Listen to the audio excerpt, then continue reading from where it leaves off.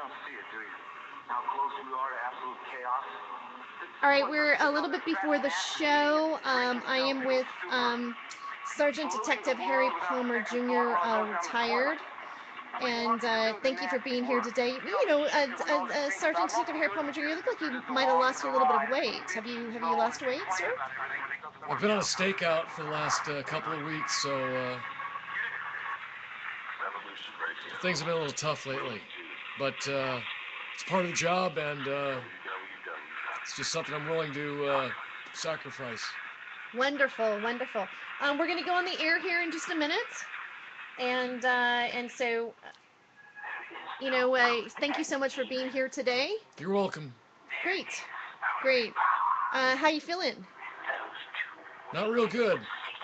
Yeah. I've been on a stakeout. I haven't slept for haven't been sleeping a lot. Been missing out on sleep, and but remaining vigilant, and so that's keeping me strengthened spiritually and physically. Wonderful. Wonderful. Well, I'd like to go into a little bit more. Can you talk about the stake? Do you think you could talk about the stake a little I bit? really can't even tell you that I'm on a stakeout. It's that much of a secret right now, so I can't even mention that. Oh, okay. Okay. You can't even mention anything about being on the stakeout at all. I mean, you just did, actually. We're on the air. Well, I'm taping you right now. Could you erase that tape, or maybe just give me the cassette that it's on, and I could pull it out? I want to really make sure that this is a very kind of a top secret thing. Okay, well, we're going to go on the air here in just a moment. We'll have to have that conversation in just a moment. I'm going to put the mic on now, okay, here we go.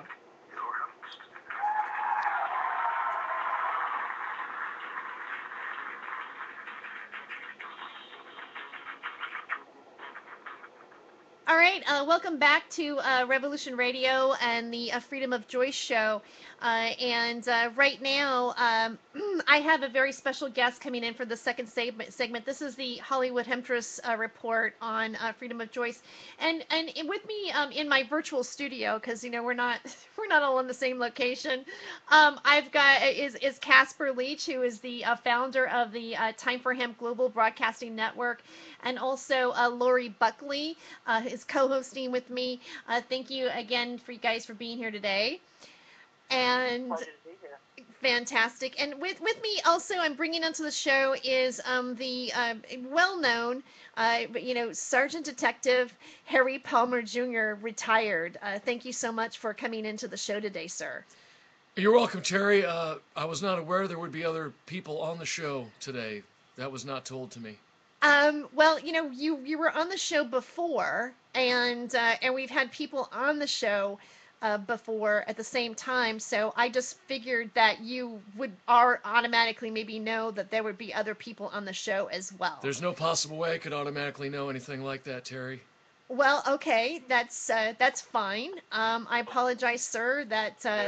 There's no need to apologize as long as they are respectful and do not interrupt me during my important segments. Okay. I will make sure that they don't interrupt you. But Are they in the studio? No, they're actually at their own homes, and they are in front of their own computers, and they are patched into something called Skype. Are you familiar with Skype? No, Terry. I've never heard of Skype. I mean, what kind of interview is this? I mean, well, this is, you are. Of course, I know what Skype is. Okay, you are on the. Are you here to? I mean, is this is a setup? You're gonna gang up on me because I'm a conservative? No, I'm not. I'm not going to gang up. Of course not. You have the people who are in their homes who are able to do that for you, and you can play the good guy. I've been fooled like this before. If it gets out of control early, I will walk out of here. Yep. You know what? That's your option, sir. You can. I know it is. I just told you. Okay. Now I do feel that Casper Leach might have a question. You were going to say something, Casper. Do you have a question for Sergeant Detective Harry Palmer Jr., or is there a comment that you wanted to say? I just think it's rather presumptuous that he should assume that I am human. After all, he and I have not met. I could perhaps be a generated voice from another dimension. What do you feel about that, Well, I heard the other person laughing, so I'm obviously smart enough to presume that I'm assuming correctly. I mean, where do you get these people, Terry? They're Um, sitting in their parents' basement at home. Is that what it is? no, no, these are not children. These are not teenagers. Of course not, because teenagers are at school. It's the welfare state people who live in their parents' basements that I'm concerned about, who have nothing to do but sit at home and have conspiracy theories and want to attack someone who looks different than them, like Okay, me. okay, yeah. Well, these are people who live in their basement talking about conspiracy theories. These are actually, matter of fact, Lori Buckley is a radio personality. She's worked in radio. She's a humorist. Her father was a very famous comedian named Lord Buckley, and she's writing a book. And So they're English. no, I They're from mean, another country. no, they. That was a joke, sir. Well, Yeah, I mean, he.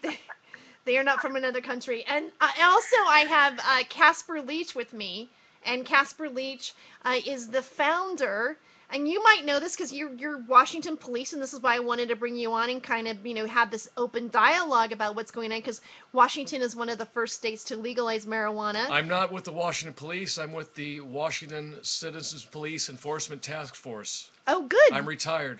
great, you're doing good work. I'm retired, and now I do nonprofit work, including, well, we already spoke of it earlier. You said it was being recorded that have been on a stakeout for the last week. Yeah, I thought we were going to avoid that question. It was already broached, and Okay, so you were on a stakeout. So you're retired. So you came out of retirement to be in a stakeout. no, I'm still in retirement. I'm with the Washington State Citizens Police Enforcement Task Force. We assist the police, and we are helping to be vigilant to keep the American way of life alive, and to make sure that there are no illegal happenings that the police do not know about. Okay. Great. I mean, you're doing really good work, and we do really I really do appreciate you for being here Well, today. that's very kind of you, and I appreciate some positive input. Thank you Okay. very much. Okay, that's wonderful. We can all be positive. So I wanted to ask you, now that the dispensaries have opened up for business, and oh, is that distressing to you? Is that distressing? Of course it is. Why? Why is that distressing? Do you know how many police officers and uh, correctional officers are going to lose their jobs because of the legalization of marijuana? That means we're going to be freeing marijuana criminals from the prisons, and we're not going to be adding any more to those roles, and thus we will have to lay off police officers and correctional facility officers who have families, and they will not be able to pay for their various sundries and cable television and other things that keep our strong economy in Washington going. Yeah, but don't you think it's time that we stop profiting on people by incarcerating them in jails? I mean, Of isn't course there? Yeah, I not. mean, isn't there another way that? Not when they're doing something illegal. Yeah, but marijuana is not illegal anymore, and so you're basically saying let's let these people out. This is bad for you because it's going to affect your pocket, your money, and the money of the people that you work for. You guys are That's already right. making enough. You were just on a stakeout. You just came out of retirement. I'm sure you must have gotten paid for that. No, I'm doing it volunteer. Oh, really? We're staking out one of the marijuana selling places in downtown Vancouver to make sure there's no funny business going on during the after hours. Mm-hmm. We're making sure that they're not, having any backdoor deals, and that there aren't any people from Oregon driving across the bridge thinking they can just willy-nilly ignore their own laws, and because of a very vocal minority here that somehow forced this marijuana bill through so that people can legally take this gateway drug, so they can now try to smuggle it across the state lines to Oregon. They think that it's okay, and it's not. So Yeah, we're but, writing I down mean, license plates numbers. I have to argue with you about smuggling across the state lines in Oregon because actually it's cheaper in Oregon right now than it is to actually go to one of the access points in Washington. There are and no access points in Oregon. How could it be cheaper there? There is because none. they have medical marijuana, and because people, it's cheap. Come on, let's face it. If you could buy marijuana on the black market for $40, why are you going to go and pay, what is it, like 70 or something, like, or 60 for a gram? You can get 40, you can spend $40 on an eighth with your friend who happens to have it, then actually go to one of these places, these stores where you have to you pay taxes on it, and you pay $70 for a gram. I have a feeling that maybe there's people from Oregon coming over to here to go, hey, I have it for 40, don't even go into that building. It would seem like it would be backwards. Why would somebody spend $70 for a gram and then go across the border, and then, how are they going to make a profit? We're also keeping an eye out for that, Terry, to make sure there aren't people coming over here, excuse me, who are trying to come over here and say, hey, look, we have illegal marijuana that is not being regulated by the state, so we have angel dust in it, and who knows, Windex. They put other things in the illegal marijuanas and the reefers, that the bongers, that the kids do, that is not being regulated. I'm against government regulation, except when it comes to things I don't like marijuana. Thank God. See, they're obviously they're laughing. That's part of the marijuana Well, high sir, is euphoria. they're laughing because some of the things that you're They're actually, high on the weeds, and well, it's some of the euphoria. things you're saying are just really archaic. They're kind of old You mean ideals. like the Bible? That's an No, old archaic idea, and that still holds true. I didn't bring the Love Bible thy into, neighbor, Terry. I didn't bring the Bible into the conversation. I did. You Well, brought the okay, word I know. archaic. And if there's anything archaic, it's the Bible. No, well, you said it. I didn't say it. That's like, Wait, I think that came out wrong. Yeah. What I mean is that I'm surprised you know that word, sir. No, I didn't mean to be insulting. I am being insulting. I will leave. No, I don't want you to leave. There's still a little bit of the segment left. I've already received my check to be here, so I didn't know I paid you. Did I pay you? Your producer did. I don't really officially have a producer yet. Well, who was that guy? What guy? The guy out in the back there. There's no guy in the back. I haven't slept for a couple days. I've been on this stakeout. You mean apologize. the elderly man that's in the wheelchair? That guy? He lives here. He's not your producer? No, he's not. He's not my producer. He gave me a garbage bag full of something and asked me to take it out. Okay. I thought that was my payment. No, it's not your payment. This is nobody gets paid on Revolution Radio. That explains a lot. Well, okay. Let me explain to you why we don't get paid. Okay, because we don't want to be controlled by advertisers, and this is a free speech forum. And by the way, speaking of that, we do need to keep a donation, so to keep us on the air. So please do take a moment to go to our website at freedomslips.com and keep us going, so we can interview. I will donate that garbage bag full of stuff the old man gave me, and if it's not a check, I thought I was being paid. Well, if it's got, you know what? I don't know why you always think you're being paid, but I was told. You were not told that I was going to pay you. You were not told that I was going to pay you, and I'm having difficulty right now. I'm there. Can you get a little closer in the camera, sir? I'm trying to film. I'm actually over up. I can't go up. Oh shoot. Yeah, Be here up. I am up here, but I've got 5% remaining on my battery, so right. So that's okay. I might have to cut this short because I'm actually filming. I just want to document the sergeant here. Casper, do you have any questions that you would like to ask Sergeant Detective Harry Palmer Jr.? No, I don't have any questions at this point in time. Oh, okay. All right. I'm not surprised. Oh.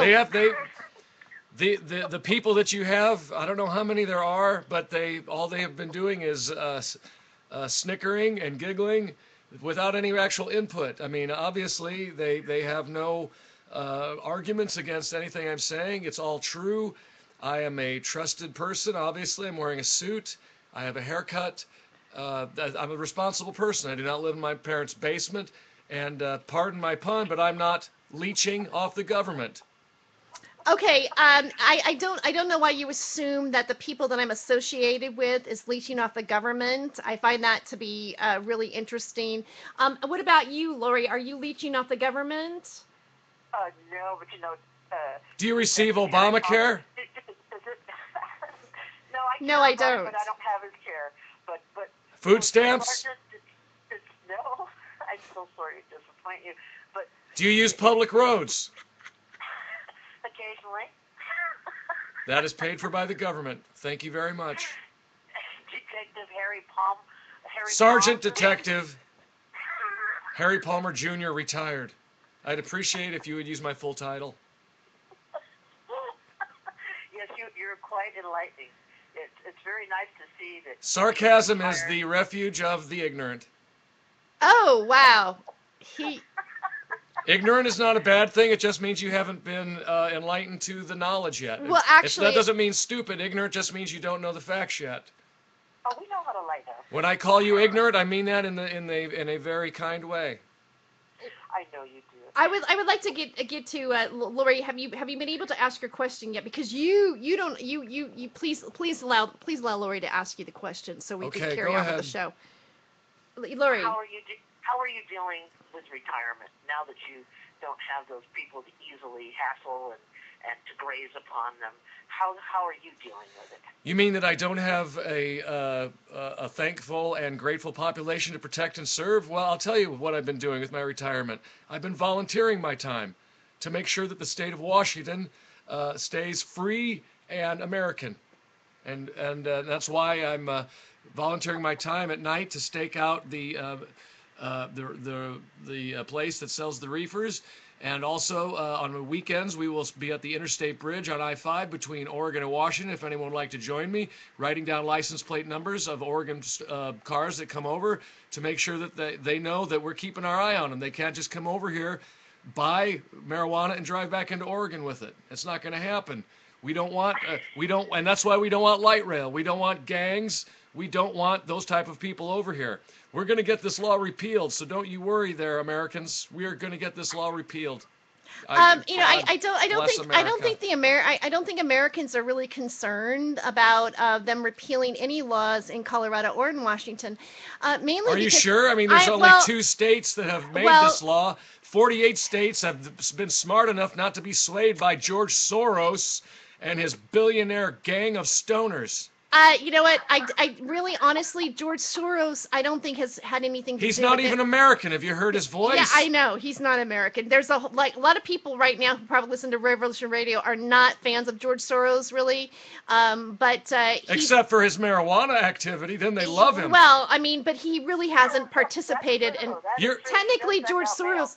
You're either with or against. No, yeah. Just like former President Bush said, you're with us or you're against us. Mm-hmm. Now, if you're going to be with us and fight against this marijuana scourge, this gateway drug into heroin.